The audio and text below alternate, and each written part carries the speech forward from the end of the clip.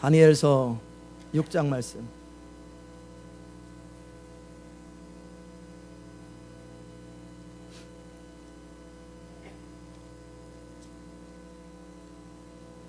다니엘서 6장 10절에서 15절까지 말씀.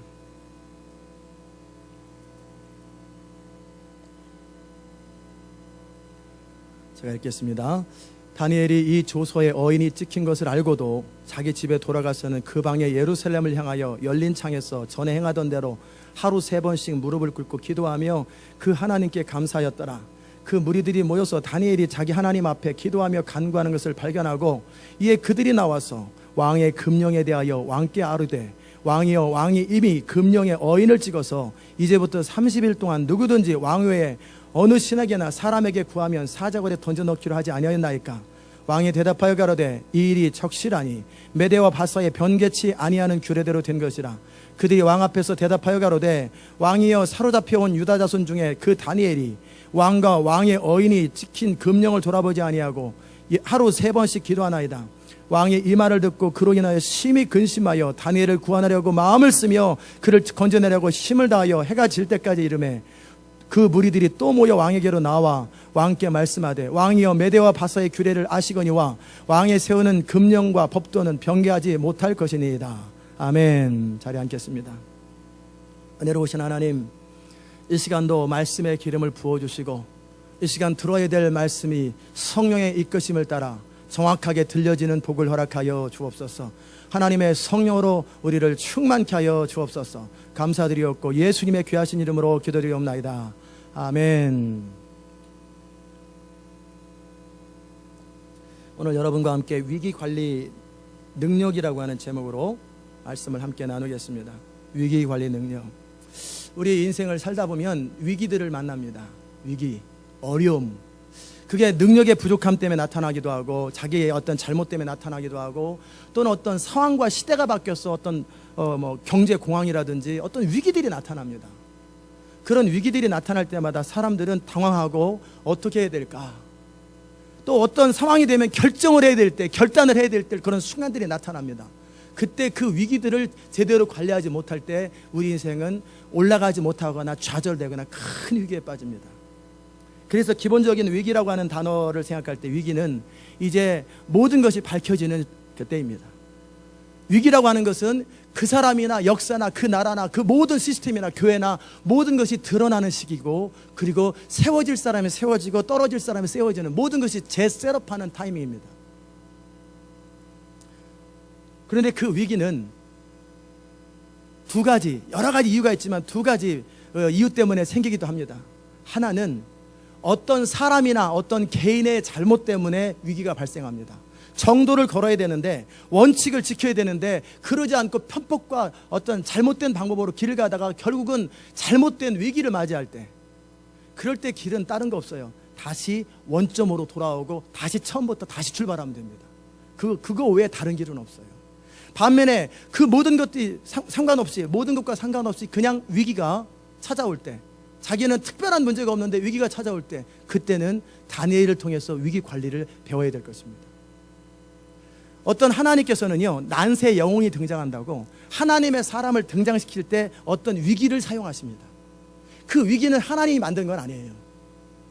인간이 이 땅에 살면서 나름대로 여러 가지 이유들 때문에 만들어지는 것이 위기들입니다. 이 땅에 하나님은 그 블레셋 나라를 통해서 이스라엘을 치게 하는 것, 그건 하나님이 하신 게 아니죠. 그들의 이기심을 따라 했거나 사단이 그들을 충동한 거죠. 그런데 블레셋 사람들이 골리앗과 함께 이스라엘을 치러 왔을 때 하나님이 하신 일은 뭐지요? 다윗이 등장되는 거예요. 하나님의 사람이 등장되는 그것이 위기의 찬스였습니다. 난세, 제가 삼국지나 초안지나 많은 책들을 읽기를 참 좋아하고 몇 번씩 읽습니다. 그러면 어떤 어려운 위기의 시절에 하나님은 하나님의 방법으로 다시 한번 재정비하는 부분도 있지만, 또는 인간 스스로도 자기 나름대로 여러 가지 이유로 자신을 준비했던 사람들은 그 난세 때, 어려움의 때 자기 역량이 드러납니다. IMF 시절에 모든 사람이 다 망하는 거 아니에요. 부실했던 사람들, 문어발처럼 부실했던 대우 같은 기업들은 다 망하는 거예요. 또 나름대로 어음 받아가지고 정확하게 회사 관리를 제대로 못했던 기업들은 그때 다 망합니다. 어음 날아가서. 그러나 착실하게 성실하게 정도를 지켰던 때는 IMF 때 다 무너져버린 기업 속에서 우뚝 등장해서 그 사람의 기업이 쫙 성장하는 기업을 저는 몇몇 봤어요. 제가 아는 사람 가운데 IMF 때 비상하는 기업을 봤어요. 위기가 모든 사람을 멸망시키는 게 아니에요. 위기는 대부분의 준비되지 않은 사람들은 무너뜨리지만 준비된 사람은 평상시 때 드러날 기회가 없었어요. 그러나 그때 위기 때 방법이 없을 때 그 사람이 등장하는 거예요. 요셉이라는 사람이 나라의 위기 때 그가 등장하지요. 다윗이라는 사람이 등장하는 것처럼 위기 때 그가 등장해요. 많은 사람들이 위기가 다가오면 그 위기를 어떻게 해야 될지 모를 때 다 바로 왕도 몰랐어요. 그러나 하나님은 그 위기를 어떻게 관리하는지 아시고 그리고 요셉을 통해 그 위기를 관리하게 하십니다. 바로가 꿈을 꿨습니다. 만약에 어떤 신하 중에 한 사람이 꿈을 꿨다면 이런 꿈을 꿨습니다. 그냥 생각해봐. 무슨 꿈인가?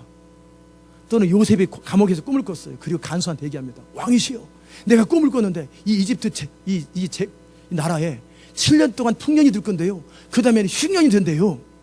요셉이 꿈을 꾸고 나타나면 저 미친 거 쫓아내. 그런데 그 꿈을 왕이 꿨어요. 그리고 그 꿈을 잊어버리지가 않아요. 그를 사로잡아요. 그리고 이미 10몇 년 동안에 준비되었던 요셉이 그때 그 꿈 때문에 그 역사적인 왕의 어떤 흔들림, 위기에 등장하게 되죠. 위기는 바로 그런 것입니다. 위기는 어떤 사람을 세우기도 하고 그리고 모든 것이 재배치되기도 해요. 제가 지금 한국 교회를 바라보면서 참 많은 우려와 함께 아픔이 있어요. 그러나 또한 한편으로는 기대감이 있어요. 항상 하나님은 하나님의 일을 행하시거든요. 한국 교회가 지금 엔트 기독교와 함께 너무나 힘들고 지도자들의 타락과 부패와 잘못된 것들이 너무나 많아요. 그래서 데이빗 오원가 그분이 얘기하셨잖아요. 한국 땅이 회개하지 않으면, 특별히 기복신앙을 회개하지 않으면 주옵소서, 주시옵소서. 천국에서 한국 교회 사람들 기도드리면은 소소소소소 이래 들린다. 이게 뭔 말인가, 방언인가 가서 들어오면은 주시옵소서 하는데 동시에 하니까 주시옵소서 이 소리만 들린대. 믿습니까? 하면서 소소소소소 이렇게. 그 기복신앙, 모든 것이 중심이 자기예요. 하나님도 나를 위해서 필요해요. 나라도 나를. 이 철저하게 이기적인 신앙에 대해서 하나님이 분노하시는 거예요. 그러면서 회개하지 않으면 전쟁이 일어난다고. 저는 모르겠어요, 전쟁이 일어날지. 저한테 말씀한 바가 없기 때문에. 그러나 그럴 수 있다고 저는 생각합니다. 지금 북한도 어수선하잖아요. 지금 남북 전쟁이 일어난다 그 말이죠. 이제 이 시대는 부흥의 시즌으로 들어갑니다. 강력한 세계적인 부흥이, 전 세계 가운데 부흥이 퍼져갈 때 한국 교회가 이 흐름을 타지 못하면 한국 교회는 사장됩니다. 그럴 때 지난 100년 동안 평양 대부흥을 통해서 일어났던 한국 교회의 부흥이 이제 마지막 때 열방과 세계 가운데 쓰임 받아야 되는데, 지금 영적으로 사단은, 이 하나님은 계속 하나님의 일을 감당하면서 쭉 사람들이 일으켜서 이제 샤머니즘으로 가득하고 불교로 가득한 이들이 이제 기독교 비슷하게 갔을 때 사단은 세속화라는 것, 샤머니즘, 기복신앙이라는 것, 여러 가지 종교적인 부패를 통해서 못 살던 사람이 어느 날 부자가 되니까 그냥 허영에 빠졌어. 그래서 잘못되어 있는 이 현실을 바라보면서 사단이 이렇게 조장을 했겠죠. 만들었겠죠. 그러나 그렇다고 이것을 그냥 내버려 두자니 한국교회의 역량이나 모든 것은 너무나 아까워요. 미국도 마찬가지고. 오늘은 한국 얘기만 하겠습니다. 그러면 제 나름대로 기도하면서 이거를 어떻게 전환할까? 그렇다고 기득권에 있는 분들이 딱 정말 젊고 신선하며 진짜 하나님을 경외하는 사람이 있다, 자리 인수, 이거는 거의 기적과 같은 이런 일은 거의 생기지도 않아요. 스스로는 못한단 말이에요. 그럴 때 이런저런 스캔들 때문에 무너져가지고 새로운 세대 교체가 일어나는 것은 좋긴 하지만 변화가 일어나. 그러나 그건 덕스러운 방법도 아니고, 그렇게 해서 그 교회는 세대 교체가 됐지만 전체 한국 교회는 이미지가 완전히 구겨져 버려요. 그건 아니겠다. 그러면 어떻게 될까? 뭔가 지금도 한국 교회 가운데 남한에 뭔가 북한에 뭔가 이렇게 깨어있는 하나님의 사람이 있는데 그들이 역사에 등장할 수 있는 찬스가 뭘까? 기득권이 꽉 잡고 있는데 뭐 하나 해보려고 다 그러면은 대기업에서 싹 쓸어버리는데, 구멍가게 해가지고 이 컵 하나를 기가 막힌 아이템 만들었어요. 그런데 그거를 10불 주고 파니까 대기업에서 그걸 비슷하게 짝퉁 만들어가지고 3불 주고 팔아버려요. 원가는 7불인데 언제까지? 망할 때까지. 망하고 나면 20불 딱 받는 거예요. 대형 교회가 그러고 있는데 개척 교회가 살아남을 방법이 없어요. 젊고 신선한 패기들이 어떻게 발휘될 방법이 없어요. 이 문제는 어떻게 해야 될까? 세대가 교체되고 흐름이 바뀌어야 되는데 어떻게 안 바뀌는, 이거 어떻게 하면 좋을까? 그래서 순진한 성도님들은 그것도 틀린 거 아니에요. 우리 담임 목사님, 우리 기독교 지도자들, 주님 하나님의 신을 부어주시고 회개형을 부어주시고 막 울면서 기도합니다. 그것도 하나님 역사는 하나님 방법이에요. 그러나 하나님은 또 다른 방법으로 역사할 수 있다, 이렇게 된다라는 가능성을 제가 말씀드립니다. 제가 계속 기도하는 게 뭐냐면 2015년에 남북이 통일되게 하소서 기도합니다. 왜냐하면 1945년에 남북이 갈라졌는데 미국과 러시아를 통해서 중국과 이런 강대국의 어떤 힘에 의해서 우리가 갈라졌는데 이제 2015년이 되면 70년이 되는 해예요. 이스라엘도 70년 만에 바벨론의 포로로 돌아왔는데 왜 한국은 동방의 예루살렘과 같은 이 평양의 대붕에 있었던 우리도 좀 70년 만에 돌아오면 안 됩니까? 이게 제 요새 계속 기도하는 거예요. 남북이 좀 통일되게 해달라고. 그러나 기왕이면 평화적으로 좋은 방법으로. 하나님도 그걸 원하시겠죠. 그러나 그러지 않을 때는 하나님은 하나님의 방법으로도 통일을 만들 거예요. 가령 북한에서 체제 붕괴 때문에 그냥 에라 모르겠다, 체제가 붕괴할 때 가장 쉬운 게 전쟁을 일으키는 거예요. 그러면 국민이 단합됩니다. 전쟁을 쳐버리는 거예요. 대담을 이기고 지는 건 상관없이, 그렇잖아요. 무너지는데. 그래서 전쟁하는데 처음에는 막 밀려요. 서울까지 막 밀리고 막 이것저것 막 그냥 헝그리 정신을 몰려오는데 자원이 부족하잖아요. 결국 한 달, 두 달, 세 달, 다섯 달, 여섯 달, 1년 끌다 보면 나만의 경제력이 세고 자금이 풍부하잖아요. 결국은 전세가 판도가 싹 바뀔 것 같아요. 그러면 그러는 사이에 남북이 자연스럽게 하나가 되어서 통일을 되고 서로 용서하고 서로 화해하고 그렇게 해서 그렇게 큰 피해 입지 아니하고 전쟁이 이루어질 수 을 통해서 통일이 이루어질다면 그것도 하나의 방법인데 저는 원하진 않아요. 전쟁을 통한 통일보다는 뭔가 다른 방법이 있으면 좋겠지만 하나님은 경고하셨어요.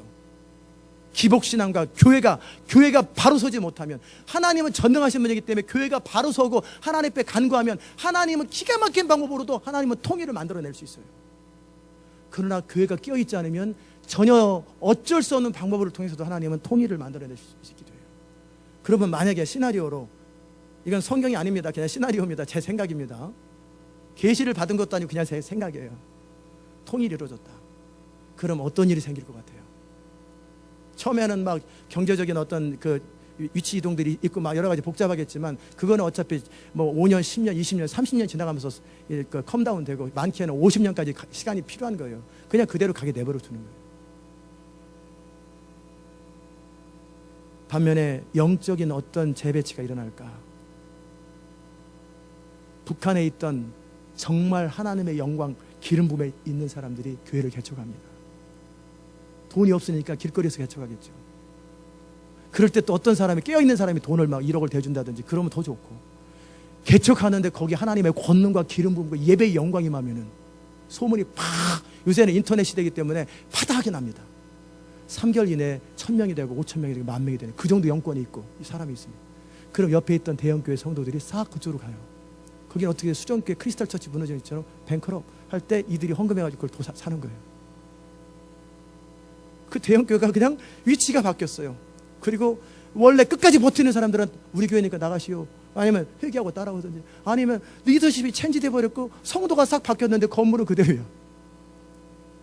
그리고 나서 그들이 그런 운동들을 일으키면서 이 강력한 회개와 부흥운동이 일어나면서 이 한국 교회가 열방으로 퍼져나가. 어차피 성도 숫자는 비슷하잖아요. 단지 리더십의 문제라면. 그렇게 됐다면. 그리고 다시 바로 가르치는 거예요.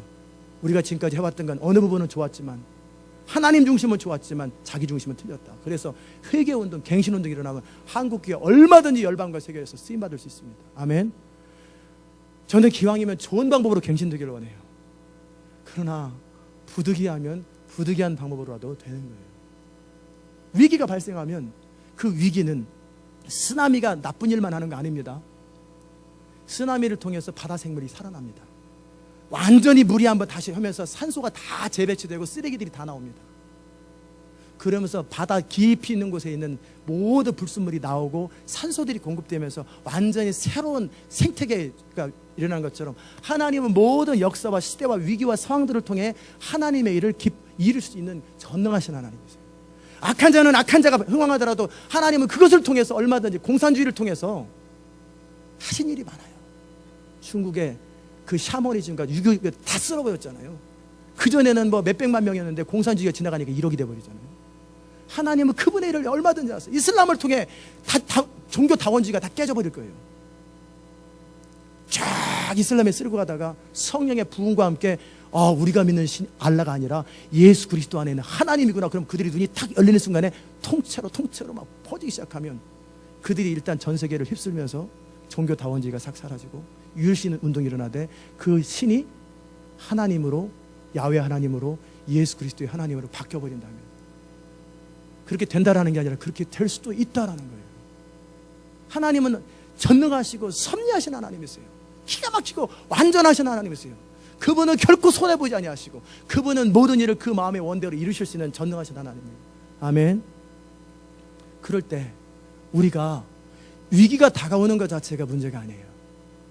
위기는 때가 되면 다가옵니다. 그러나 그 위기 때 나는 어떤 준비를 했느냐예요.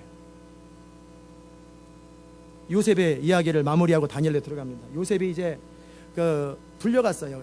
그때 마침 보디발이 아니라 누구죠? 술관 원장이 생각나서 어떻게 이런저런 어떤 채널들을 통해서 하여튼 그렇게 평상시 나쁜 짓 하면 안 돼요. 그러니까 다 이게 좋은 일을 했기 때문에 연결돼가지고 딱 연결된 거예요. 그래서 왕 앞에 요셉이 갑니다. 그 꿈은 하나님이 하시는데 그 꿈의 해석은 이렇습니다라고. 7년 동안 풍년이 일어날 것입니다. 그리고 7년 동안에는 듣도 보지도 못한 흉년이 일어날 것입니다. 이집트에 흉년이 일어난다는 건 있을 수 없는 일이에요. 왜냐하면 나일강에 범람하기 때문에 옥토가 완전히 땅이 옥토예요. 그들은 흉년을 몰라요. 가나안 땅은 사막이기 때문에 비가 안 오면 흉년이 돼버려요. 삽시간에. 그러나 이집트는요, 비가 안 오면 물 끌어대 관계시설을 통해 얼마든지 범람할 수 있어요. 비옥한 초승달이라 그래서 그러는 게 유프라테스 지역과 이 지역은 아주 비옥한 지역. 그래서 문명이 거기서 개발되는 거예요. 사람이 모이니까. 그냥 이집트에 흉년이라는 게 있을 수가 없는 거예요. 그런데 그 얘기를 하니까 사람들이 막 놀래면서 왕의 눈치를 보는 거예요. 왕이 그 말을 딱 듣는 순간에 딱 다가와요. 맞아. 알잖아요. 꿈을 해석해 주거나 예언을 들으면 자기가 본인이 알죠. 맞아, 그거야.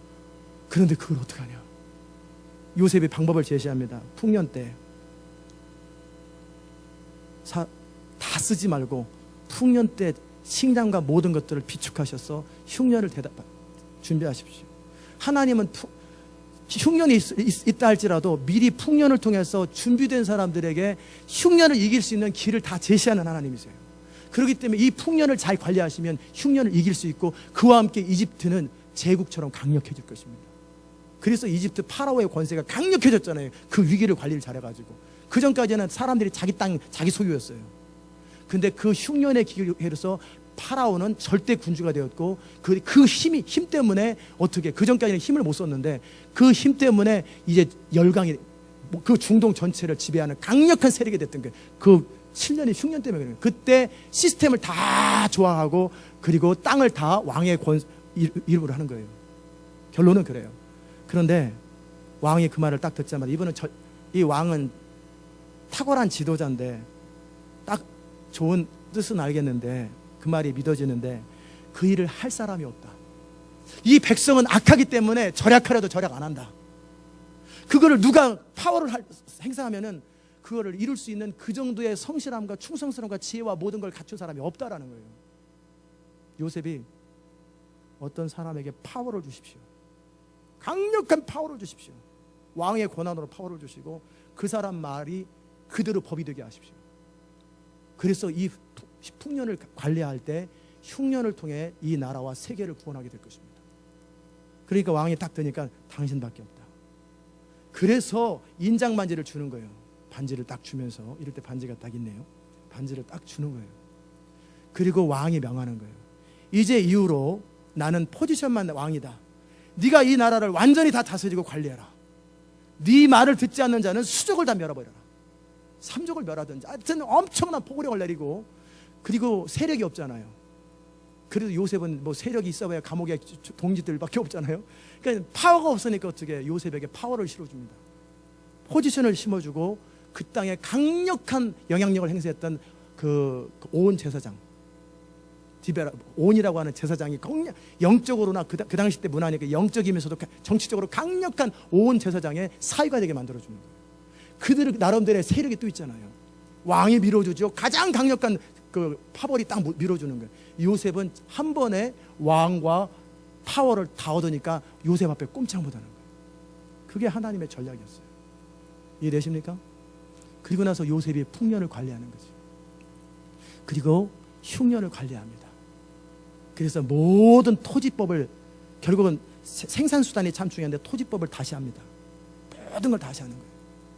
그리고 왕에게 모든 권한을 실어주고, 물론 영적으로 보면은 이스라엘이 이제 이집트로 가는 어떤 고센 지역과 요셉을 통해서 권한을 통해서 이렇게 커버하고 보호하는 게 우리가 다 말씀드린 것처럼 있지만, 이집트 입장에 바라보면 그렇게 위기를 관리하되 요셉을 통해서 관리하게 된 거예요. 반면에 요셉을 통해서 이스라엘은 새롭게 이제 70명이 몇백만 명으로 늘어나는 터전을 마련하되 요셉이 딱 기본적으로 커버를 해주는 거예요. 아무도 이스라엘 해하지 못하도록. 그 모든 섭리가 이루어졌던 거예요. 이해되십니까? 그러니까 위기라는 것 자체가 두려워할 것이 없어요. 위기를 맞이하는 자의 입장과 태도와 준비 여하에 따라서 위기는 기회로 바뀌기도 하고 모든 것이 바뀌는 거예요. 저는 이 교회나 여러분이 위기 관리를 잘 하실 수 있는 여러분 될 수 있기를 주의 이름으로 축복합니다. 이제 다니엘로 돌아옵시다. 다니엘로 돌아오면은 이제 이 시대적인 상황들이 뭐였냐면, 이제 느부갓네살이 죽었지요. 그리고 나보니두스가 17년 통치하는 그 다음 지난번에 설명했잖아요. 다 들어보시면 되고요. 그래서 마지막 나보니두스가 왕이 다스리면서 바벨론을 벨사살 왕이 통치하고 있었어요. 대리 통치 비슷하게. 그런데 이제 그때 이제 기울어져가는 세력이기 때문에 이제 메대와 바사가 쳐들어옵니다. 그래서 무너졌다는 얘기를 지난주에 다뤘었어요. 지난번에. 그리고 나서 이제 새로운 제국이 형성됩니다. 그대로 접수한 거예요. 바벨론이 통치했던 127개 도를 그대로 접수해서 이제 행정 개편을 할 때 120개의 그 땅 분배를 다 합니다.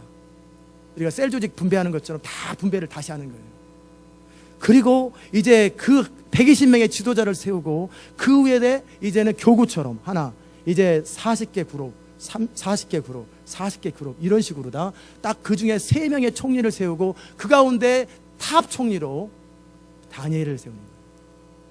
그럼 다니엘이 왜 세워졌을까? 소문대로 세웠기도 했겠지만 이 사람은 다른 나라 사람이에요. 페르시아 사람이고 또 메대 사람이에요. 그 사람이 전혀 와서 전에 있던 사람을 탑으로 만드는 것은 쉬운 일이 아니에요. 그런데 하나님은 참 모든 것을 그 마음의 원대로 하신다는 게 뭐냐면 벨사살의 역할이 컸어요. 이 느부갓네살이 죽고 나서 그동안 다니엘에게 기죽었던 사람들이 이제 어떤 종교 운동을 일으키고 자기 어떤 마르둑신 운동을 일으키면서 영적인 무브먼트를 일으켰어요. 그들 나름대로. 그리고 정치 운동을 일으켜서 다니엘은 퇴각됐어요. 거의 아마 10년에서 15년 동안에 이제 잠잠히 기도하면서 다음 때를 기다렸던 것 같아요. 그런데 벨사살이 무너질 때 다니엘이 꿈을 해석하잖아요. 그리고 벨사살이 어떻게 했어요? 다니엘에게 3번째 치리자를 해가지고 포지션을 딱 줍니다.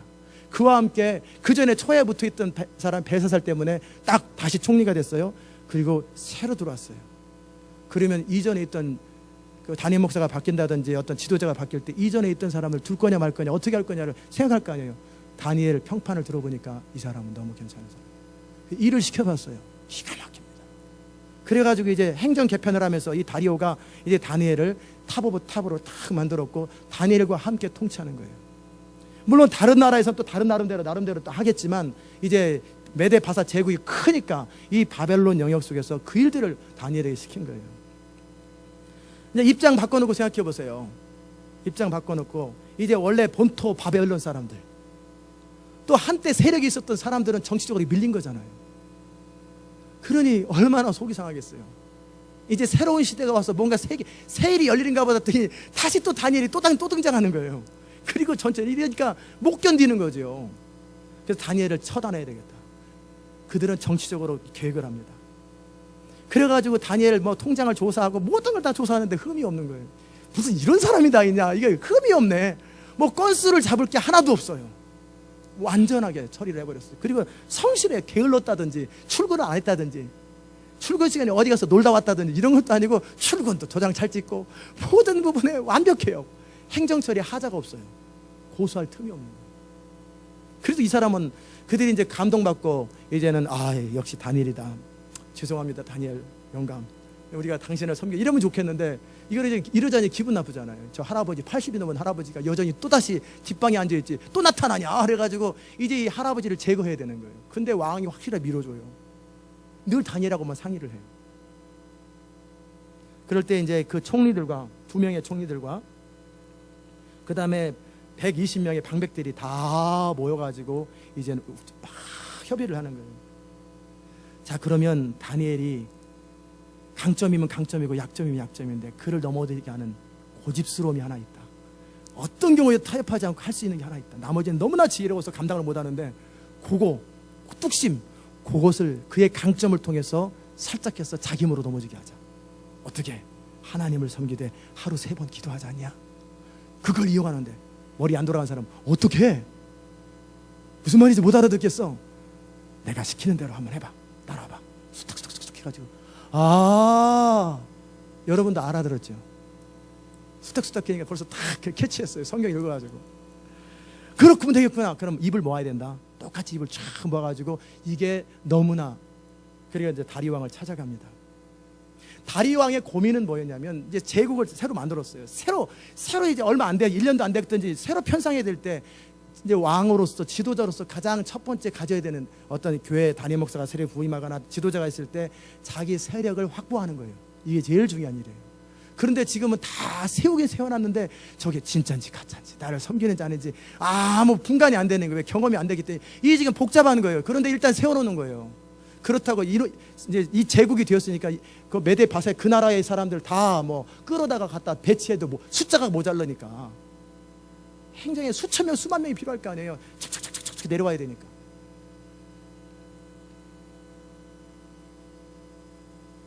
그럴 때 120명의 그 방백들과 총리 2사람이 다니엘만 빼고 다 모여가지고 물론 다니엘 편도 좀 있으면 안 오겠지. 그래 눈치 보고 오는 사람도 있을 테고. 그래가지고 와가지고 왕이시여, 왕이 듣기 원하는 얘기를 하는 거예요. 우리는 왕에게 충성을 다합니다. 이제 이전 것은 잊어버립니다.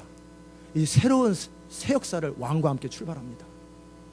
그러기에 이 흐름을 타기 위해서 왕이 법령을 하나 만드시면 좋겠는데 이제부터 왕의 말을 안 듣는다든지 왕에게 질문하지 않고 알아서 한다든지 왕에게 피티션을 하지 아니하고 그냥 스스로 결정하거나 스스로 선택하거나 누구에게 기도하거나 누구에게 찾아가는 행위를 하면은 사적으로 넣기로 합시다. 그랬더니 왕이 듣기 원하는 말이에요. 그 순간에 너무나 아부를 많이 하니까 잊어버린 거예요. 다니엘 생각을 못하는 거예요. 다니엘 기도 습관을 모르는 거예요. 야, 좋다고 말하면 안 됩니다. 확실하게 메대 바사의 규례로 이 인장바지를 찍으셔야 됩니다. 그리고 이 인장바지 찍는다는 뭐는 뭐냐면 이대로 지켜지지 않으면 왕은 물러나야 되는 거예요. 본인도 어쩔 수 없어요. 그런 폭동이 일어나기 때문에. 이들은 엄청난 정치적 도박을 한 거예요. 왕을 갈 거냐? 아니면 다니엘을 제거할 거냐? 이 엄청난 정치 도박을 한 거예요. 쫙 모였어요. 그래서 왕은 지금 모든 사람이 다 굽신굽신하고 너무나 충성을 다하니까 이제 너무나 한 번에 이 모든 게 됐잖아요. 그래가지고 도장을 탁 찍었어요. 그리고 이제 이 사람들 눈치 툭 하면서 가자 해가지고 쫙 통신망이 없으니까 이제 가서 이제 서로들 연락해라 해가지고 그리고 몇 사람을 이제는 다니엘이 어떻게 하나 보는 거예요. 이해됐습니까? 이게 이제 다니엘은 위기에 빠졌어요. 다니엘은 위기에 빠져서 정치적 위기에 빠졌어요. 어떻게 해야 될까? 그와 함께 제가 여기까지는 쉽게 이해됐으니까요. 하나의 새로운 고리를 거기다 또 연결해 드릴게요. 영적인 측면에서 이걸 바라볼게요.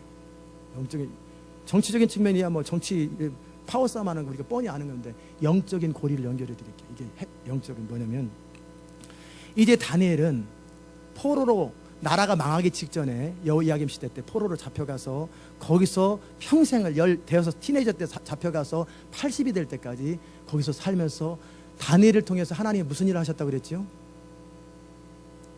다 아는데 이제 표현하기 그런 거죠. 예, 다니엘을 통해서 하신 일이 뭐겠어요? 바벨론 지역에서 포로로 잡혀가 있는 이스라엘을 요셉처럼 누군가 보호를 해줘야 돼요. 그러지 않으면은 사단이 회방해서 이스라엘을 씨를 멸하면 끝나거든요. 그러니까 다니엘을 통해 이스라엘을 보호하는 것과 함께, 또 두 번째는 뭐냐면, 이미 비록 바벨론 이런 곳에 있다 할지라도 이스라엘 사람들에게 교훈을 줘야 되는데, 하나님은 열방의 왕이라는 하나님의 영광을 선포하는 일을 누군가 해줘야 돼요. 또 세 번째는 뭐냐면, 역사의 문을 열어줘야 돼요.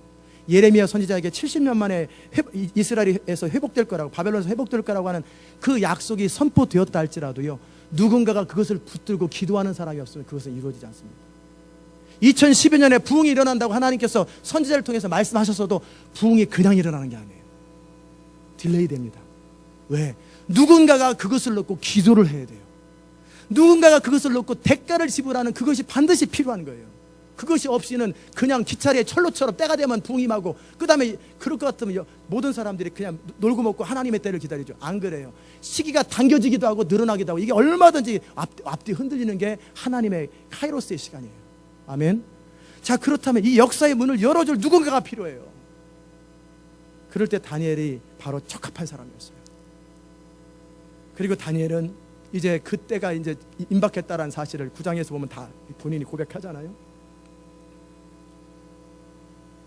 예루살렘의 황무함이 70년 만에 마치리라는 사실을 깨닫고, 이제 평상시 때는 성령의 감동을 가지고 예루살렘 동쪽 창문을 향해서 날마다 기도하고 하루 3번씩 그 기도를 했단 말이에요.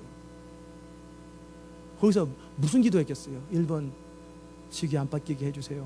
2번 건강 주세요. 3번 내 자식들 잘 되게 해주세요. 이 기도했겠어요? 예루살렘의 회복을 위해서 기도했을 것이고, 하나님의 나라를 위해서 기도했을 것이고, 하나님의 주권을 위해서 기도했을 것이고, 하나님의 영광을 위해서 기도했을 거예요. 그리고 자신의 하나님의 일들을 잘 감당하는 것을 놓고 기도하되, 가장 주된 기도는 예루살렘 동쪽 창문을 향해서 예루살렘의 회복, 이스라엘의 회복을 위해서 기도했을 거라고. 보이지 않는 영적 세계 속에서 이제는 몇 달만 지나면 이제 기도량이 차는 거예요. 70년이라는 시간이 찰 뿐만 아니라 기도량이 다 차기 때문에 이거 큰일 난 거예요. 사단이 볼 적에는 너무나 위기가 된 거예요. 이제 예루살렘이 회복되면은 이제 하나님의 뜻이 다 이루어질 거 아니야. 아브라함과 다윗과 이 그 후손이 돌아올 거 아니야. 그리고 이 모든 것들이, 그들이 이제 종으로 멸망하는 게 아니라 민족을 다시 일으켜. 사단이 긴장을 하는 거죠. 그래서 사단이 역사하는 거예요. 어떻게 해요? 정치적인 세력들 이기심을 따라서. 사단이 하수인들이잖아요. 사단이 직접 나는 사단이다 이렇게 안 나타나요. 나는 공산당이다 안 그래요. 은밀히 스파이처럼 그들의 이기심을 통해서, 정치적 야심을 통해서 그들을 충동하고, 그러니까 이들은 뭣도 모르고 정치적인 일을 하는 거예요. 다니엘을 자기 정치적 입장 때문에.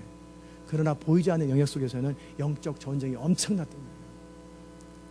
이 상황에서 다니엘의 영적 감각을 알아요. 기도를 얼마큼 조금만 더 하면 된다는 걸 알아요. 바로 그 타이밍에 탁 쳐버리는 거예요. 예수님처럼 쳐버리려고 그러는 거예요.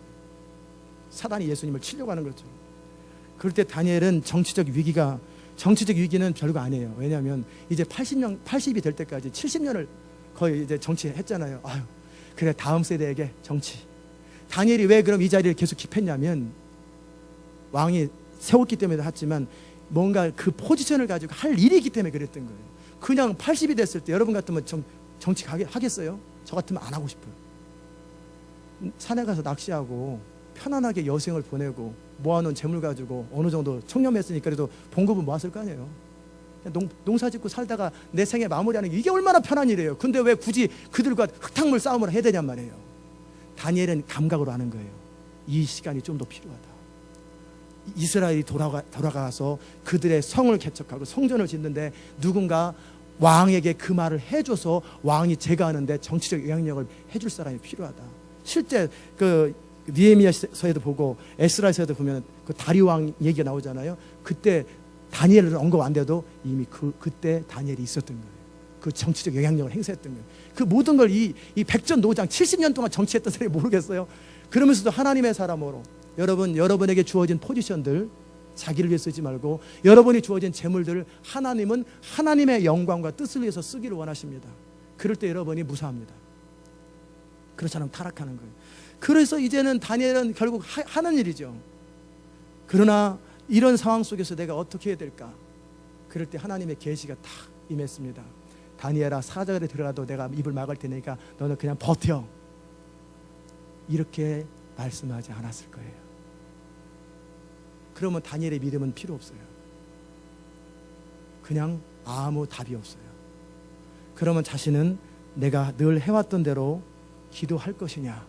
두 번째, 이 영적인 그 엄청난 보이지 않는 영역 속에 여러분 영적 감각을 가진 사람은 다 느껴요. 그 이제 조금만 더 기도하면 되는 건데 이거를 포기할 거냐.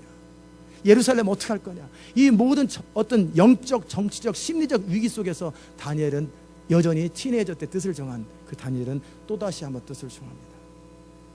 결과는 보장 안 됐어요. 네 갈 길을 지시하리라 했던 아브라함처럼 구체적으로 내비게이션 시스템이 없어요. 어디로 갈지도 몰라요. 그때가 돼야 그 일을 알리라. 그런 것처럼 다니엘은 어떻게 이 문제가 해결될지 전혀 모릅니다. 그러나 그가 믿는 하나님은 신실하신 하나님, 내 영적 감각 속에서 지금 왔던 길은 옳았고 이 길을 계속가는 길은 옳고 기도를 좀 더 해야 되는 건 맞고 내가 지금 가던 길을 가는 걸 영적 감각으로 다 아는 거예요. 그러나 이 일을 할 때 자칫 잘못하면 하나님의 일은 이루어질 수 있을지 몰라도 나는 죽을 수도 있다라는 것. 사드락, 메삭, 아벳느고의 고백이 현실화될 수 있다라는 것. 풀무불에 죽을 수도 있고 사자굴에 죽을 수도 있겠다. 다니엘이 그 얘기 안 하잖아요. 하나님이 건져줄 겁니다. 그 얘기 안 하잖아요. 죽음을 선택하는 거예요. 이게 영적 돌파입니다. 계시록 12장에 보면은 우리가 그 공중에 전쟁이 있을 때 그 사단을 어떻게 쫓아낸다고 그랬지요?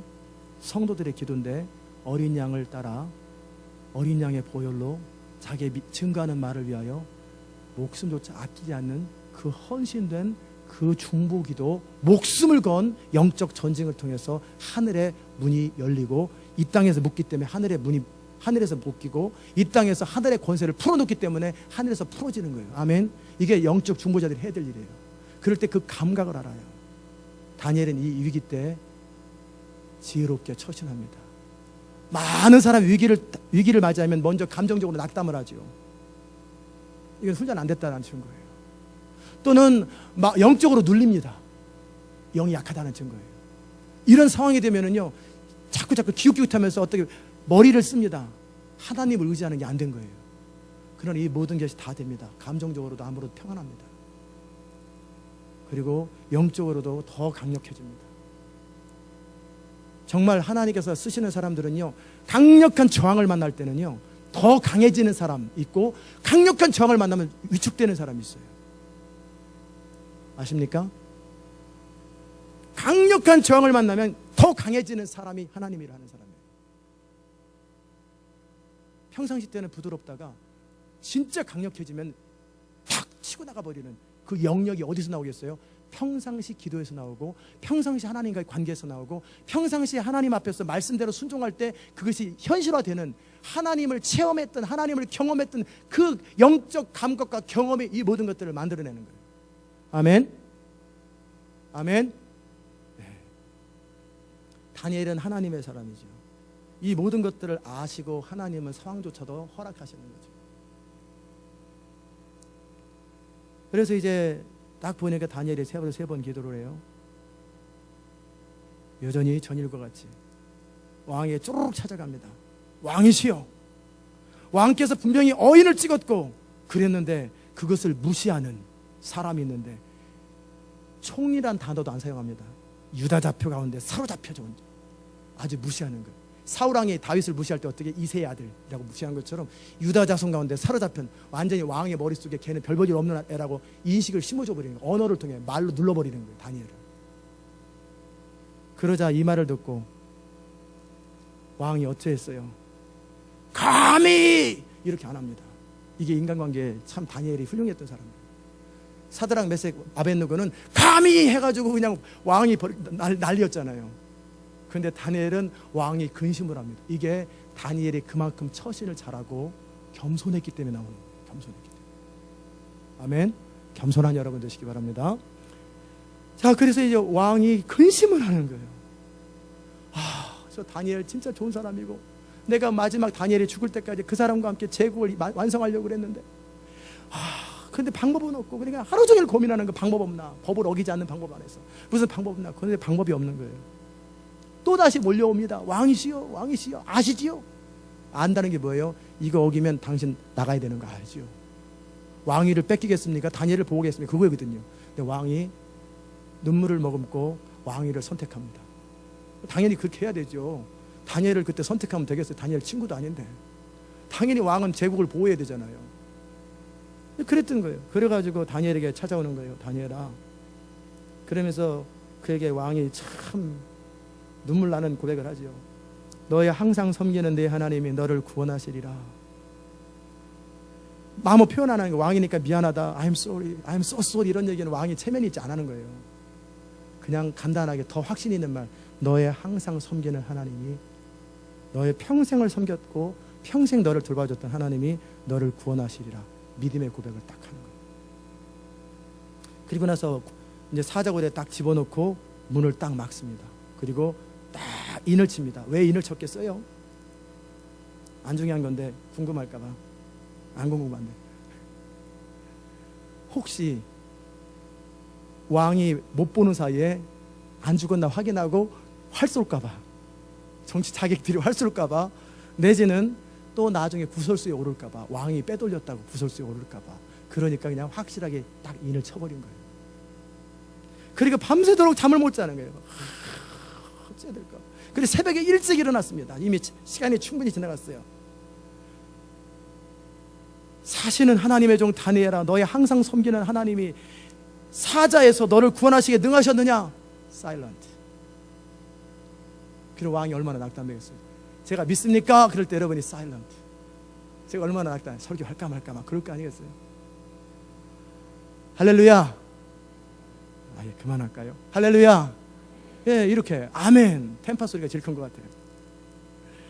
저 막 그렇게 이제 다니엘이 Long live the king, 만세세를 누립소. 왕이 기분이 너무 좋아서, 왕이 사람을 얻었고 자기 입장도 좋았지만 왕은 지금 엄청난 전환이 일어나는 거예요. 하나님은 살아계시구나. 다니엘의 하나님은 진짜 하나님이구나. 내가 귀로만 들었던 하나님이 진짜로구나. 이걸 엄청난 이 제국의 전환이 일어나는 시점에 이게. 그 왕이 너무너무 기뻐해서 이제 끌어냈어요. 나의 하나님이 이미 천사를 보내 사자들의 입을 봉하셨으므로 사자들이 나를 상해하지 아니하였사오니 이는 나의 무주함이 왕 앞에 명백함이며 또 왕이여 나는 왕 앞에도 해를 끼치지 아니하였나이다. 안다 알아. 네가 말 안 해도 다 아는데 그냥 너무 좋은 거예요. 왕이 너무 기뻐서 명하에서 다니엘을 굴에서 올리라 하매 이제 왕은 정치적 입장이 확실해졌습니다. 요셉이 바로의 입장을 세운 것처럼 평상시 때 왕은 심증은 가요. 누가 내 편인가 누가 아닌 편인가. 그럴 때 평상시에 다니엘을 모함하면서 정치적 야심으로 가졌던 사람들 다 불러. 누구누구도 명단, 명분이 떡성을. 너네들도 한번 들어가 봐. 사나 안 사나. 그리고 한번 통째로 넣었어요. 그랬더니 싹 죽였어요. 사자가 아마 배불러서 한 사람 먹은 게 아니라 한 사람 죽이고 두 사람 죽이고, 이런 또 하나님이 또 역사하셨겠죠. 뼈까지 부서뜨려 버리는 거예요.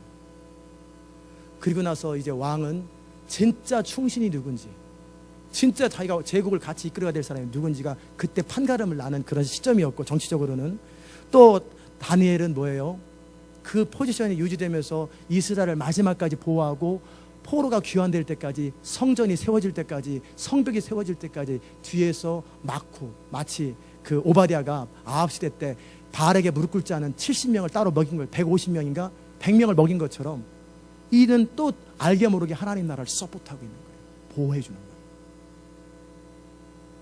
그리고 나서 왕은 또 선포합니다. 모든 사람에게 많은 선포도 했겠지만 이제 내가 조서를 내리노라. 내 나라 관할 아래에 있는 사람들은 다 다니엘의 하나님 앞에서 떨며 두려워할지니 그는 사시는 하나님이요 영원히 변치 아니하실 자이시며 그 나라는 망하지 아니할 것이며 그 권세는 무궁할 것이며 그는 구원도 하시며 건져내기도 하시며 하늘에서든지 땅에서든지 이적과 기사를 행하시는 자로서 다니엘을 구원하여 사자 입에서 벗어나게 하셨습니다. 정치적 정적들이 아무 일도 못합니다. 다니엘도 들어갔다 나왔고 그들도 들어갔다 나왔다. 그때 그들은 약간 신비적이잖아요. 그러니까 이것은 신이 이 바벨론을 보호하기 때문에 킵할 사람, 버릴 사람을 구분한 거다. 그런 모든 사람들이 왕의 말 앞에 봐줘. 그들은 다 어느 정도 이제 샤머니즘적인 영적이니까 그걸 그대로, 다니엘은 영적으로 하나님 중심으로 받아들이지만 그들은 그들의 신 중심으로 받아들일 거예요. 그러면서 정치적 세틀다운이 다 돼버린 거예요. 그와 함께 다니엘의 입장이 보호된 것이고, 하나님의 나라는 하나님의 역사를 이루는 일에 있어서 마지막 결정적인 찬스 때 팍 무너질 수 있는 순간에 다니엘의 뜻을 정한 헌신을 통해서 영적 돌파가 이루어진 거예요. 아멘. 온두라스에 우리가 후원했던, 또 후원하고 있는 김상희 선교사님의 그 교회가 한 몇백 명 단위에서 막 스트러글링하고 막 그때도 우리 교회처럼 중보기도 운동이 막 일어나고 막 그런데도 여전히 돌파를 못하고 있었어요. 뭔가 모든 것들이 막 하나님의 뜻대로 막 가는데 돌파가 안 되는 거예요. 그래서 막 그럴 때 그때 거기에 헌신했던 사람이 하나 있는데, 그게 누구냐, 레즐리라고 하는 자매가 있어요. 레즐리, 중보기도 사역자인데 그 중에 리더예요. 이가 뜻을 정하고 내가 하나님의 교회를 위해서 죽기까지 기도하겠다라고 결정을 하고, 이제 적당히 기도한 게 아니라 목숨을 걸고 기도하기 시작하는 거예요. 하나님의 몸된 교회 부흥을 위해서 집중적으로 막 기도하기 시작하니까 이제 이전까지 기도하고는 또 달라요. 사람이 그냥 기도할 때 목숨을 걸고 기도하는 건 완전히 달라요. 그러게 막 목숨을 걸고 막 기도하니까 사단이 아는 거예요. 제가 조금만 더 기도하면 이제 부흥이 열리겠네, 그 교회에. 선교지에 부흥이 일어나요. 지금 2,000명 넘잖아요, 그 교회가. 선교지가 현지인들로. 그 돌파가 거기서 일어나는 거예요, 레즐리. 그러니까 사단이 이제 막 찾아왔어요. 쳐버렸어요, 레즐리 자매를. 알아 누웠어요. 이제 숨이 이렇게 껄떡껄떡해요. 그럴 때 음성이 들립니다. 네가 계속 기도하면 너는 내 사망의 세로 너를 죽일 것이다. 네가 죽으면 네가 그래도 가장 역할을 하는데 네 아버지 알코올 중독자, 네 어머니 무능력하고 넌 어떻게 할 거냐. 교회도 교회지만 네 가정을 살려라. 타협이 이루어진 거예요. 기도하지 마라. 기도하지 마라. 너는 오늘 밤에 죽는다. 네가 기도 안 해도 누군가 기도한다. 막 속임이 있었겠죠. 위기지요. 그 레즐리 자매가 나는 기도하다 죽고 하나님의 교회를 위해서 나의 기도와 헌신이 하나님의 위해서 죽어야 된다면 난 죽을 것이다 라고 딱 선언하고 사단아 물러가라 하면서 기도를 막 시작하니까 그때 사단이 그 결박이 그때 풀리는 거예요. 중요합니다. 예수의 보혈과 자신의 믿음을 가지고 결박이 풀리는 게 아니고요, 그건 기본이에요. 예수의 십자가의 능력과 증거하는 말, 그거에 대한 대가로 자기 목숨을 안 아끼는 거예요. 물질이 되도 아끼지 않는 희생이 필요한 거예요. 요것이 없이 요 두 개만 하면 말쟁이가 되는 거예요. 근데 이 십자가를 모르고 희생만 하면요, 종교적 열심이 돼버리는 거예요. 십자가의 정확한 복음과 자기 증거하는 말과 희생 3박자가 딱 이루어져야 돼요. 그랬을 때 돌파가 되면서 천사가들이 보호하고 그는 건강이 회복되고, 그때서부터 그 교회가 비상하기 시작하는 거예요. 이 교회 중보기도팀이 하셔야 될 일이 그 일이에요. 하나님의 나라를 위해서 목숨을 아끼지 않는, 이제는 진짜 기도를 지금까지도 해왔지만 하십시오. 그러면 이제 빛이 팍 떠버립니다. 이게 강력한 하나님의 영적 원리예요. 아멘. 다니엘이 그 일을 감당했어요. 이런 일은 아무나 보통 사람이 감당하는 게 아니에요. 그 영적 감각이 있고 하나님 앞에 부르심을 받은 자들이 감당하는 거예요. 다니엘이 그 일을 감당하였을 때 다니엘은 이 위기가 어떤 계기가 되었어요? 하나님의 영광을 선포하고 새로운 제국 가운데 다리오에게 하나님의 존재를 인식하게 했고, 그는 자신의 포지션뿐만 아니라 포지션을 보호돼서 이스라엘을 보호하게 되었고, 그 다음에 예루살렘의 문이 열리는 일에 계속해서 기도하는 그 흐름을 계속 가게 되었고, 결국은 우리가 9장에서 10장에서 보는 것처럼 예루살렘이 돌아옵니다. 고레스가 칙령을 내립니다. 이 모든 문을 연 사람이 다니엘이에요. 물론 보이지 않는 성도들이 있었겠지만 다니엘의 기도예요. 오늘 말씀을 들은 여러분, 많은 것들을 깨달았을 거예요. 내가 어떻게 해야 될까? 그 위기 때 자신을 뛰어넘어서 버틸 수 있는 것이 평상시 기도의 습관. 예수님께서 새벽 미명에 베드로가 늘 정기적인 기도 시간에 갈 때 주님이 역사했거든요. 여러분이 역사할 수 있는, 어느 날 내가 교회 한번 갔을 때 역사 안 합니다. 늘 갔던 그 자리, 늘 하나님과 교제하던 그 방식, 늘 엎드려 있던 그 시간이 필요할 때 어느 날 바로 그 자리에서 기름 부음이 합니다. 아멘. 늘 익숙하게 교제했던 바로 그것이 주님과 연결되는 통로예요. 주님이 저한테 말씀하셨어요. 주님이 저에게 늘 말씀하시거든요. 주의 음성이 들릴 때 이 음성으로 부흥을 일으킬 것이고 이 음성으로 권능을 행할 거다. 이것을 계속 유지하라. 계속 그 음성이 들리고 그 음성을 헷갈리지 마라. 이런 소리 저런 소리 듣지 말고 정확하게 그것만이 주의 음성이다. 마찬가지로 여러분이 평상시에 기도했던 바로 그 자리에서 영적 돌파가 일어나는 거예요. 여러분이 하나님을 섬겼던 큐티면 큐티고 어떤 채널들이 있을 거라고요. 늘 해왔던 그것이 없는 사람은 아무것도 아닌 사람이고, 그것이 규칙적으로 있어야 돼요. 기도의 자리가 있어야 되고 말씀 앞에 서는 자리가 있어야 되고 그 영적 채널이 있어야 돼요. 아멘. 그것이 없는 사람은 결국 무너질 사람이에요. 위기가 딱딱치면 자기 살궁이라다가 무너지고 막 이제 두렵고 영적으로 눌리고 좌절되고 못 견딥니다. 왜 그래요? 이 영적 고리 속에서 계속 하나님과의 관계가 없었기 때문에 그래요. 그리고 어떤 일이 있어도 나는 여전히 그 자리에 무릎 꿇고 기도했고, 나는 무슨 일이 있어도 여전히 하나님 앞에 말씀 앞에 섰고, 나는 늘 해왔던 것들을 성실하게 하는, 그때 바로 그것을 통해서 하나님은 우리를 보호하실 뿐만 아니라 그때 주님이 역사하십니다. 그래서 평상시의 삶이 그렇게 중요한 거예요. 부흥도 누가 이루어요? 평상시 삶이 되는 사람이 이루는 거예요. 기도의 자리에 늘 규칙적으로 설 줄 아는 사람들, 눈이 오나 비가 오나, 그리고 어떤 재정적인 손해가 있든 이익이 있든 상관없이 나는 여전히 기도 자리에 가 있고 말씀 앞에 서는, 그게 되는 사람이 위기를 감당하고 역사를 전환시키는 거예요. 아멘. 평범한 것 같지만 가장 강한 사람이 그런 사람들이에요. 저는 여러분이 그런 사람 되기 바랍니다. 다니엘과 같이 위기를 관리하고 시대를 바꾸고, 작게는 여러분의 인생과 교회를 바꾸고, 크게는 이 도시와 역사의 운명의 문을 열고 역사의 장을 열고 하나님의 부흥과 권능이 임하여서 이 세상이 구해지는 일에 여러분이 쓰여질 수 있기를 주의 이름으로 축복합니다. 기도합시다. 하나님 감사합니다. 오늘도 주님 앞에 나와 예배하게 하시고 주의 음성 듣게 하셔서 감사합니다. 하나님, 우리는 이제 위기가 닥칠 때 좌절하고 낙담하고 눌리는, 영적으로 눌리는 훈련되지 못한 자가 아니라, 위기가 다가올 때 내 안에서 성령이 오히려 충만해지고 영적으로 강력해지며, 그리고 늘 해왔던 기도의 습관대로, 늘 해왔던 말씀 앞에 하나님과의 교제의 습관대로, 그리함으로 우리가 영적 돌파의 문을 열게 하여 주시옵소서. 또한 하나님, 우리로 하여금 시대의 문이 열리고 역사의 문이고 도시의 문이 열릴 수 있도록 우리를 사용하여 주시옵소서. 감사드리옵고 예수님의 귀하신 이름으로 기도드리옵나이다. 아멘. 다 잘 일어나셔서 우리 찬송가 419장 찬송하십시다.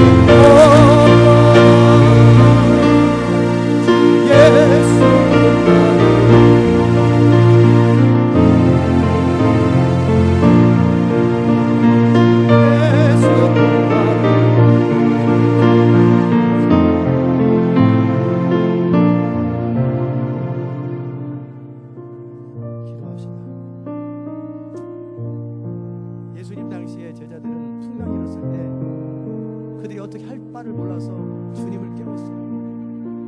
그랬을 때 예수님께서 너네 힘도 없이 내가 해결해 주마 아무러셨어요. 생각하셨어요.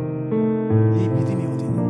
내가 언제까지 너희들과 함께 있어야 되냐? 네 믿음을 발휘하라 그랬어요. 예수님은 부활하셨어요. 이제 부활하신 예수를 믿는 사람들이 위기나 어려움 에서 주님 도와주세요. 이것은 책망받을 일입니다. 네 믿음이 어디 있느냐? 네가 스스로 믿음으로 돌파하라. 네가 명하라. 이런 자의 권세를 세워라. 다니엘처럼 조끼를 가지고 싸워라. 그리고 선포해서 영의 문을 열고 역사의 문을 열으라고.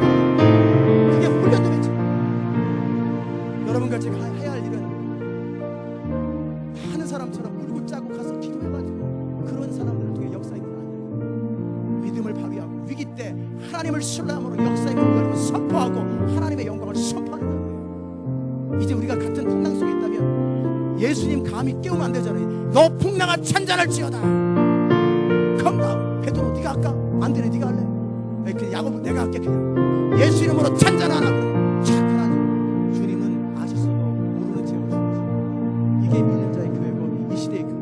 아멘. 여러분과 제가 그렇게 되고 어떤 위기가 닥칠 때 감정적으로 낙담된 사람 아주 어린 사람, 위기가 다가오면 영적으로 놀리는 사람, 위기가 찾아오면 이리저리 살림이 없어서 사람 찾아다니는 사람, 이 사람은 하나님을 의지할지 모르는 사람.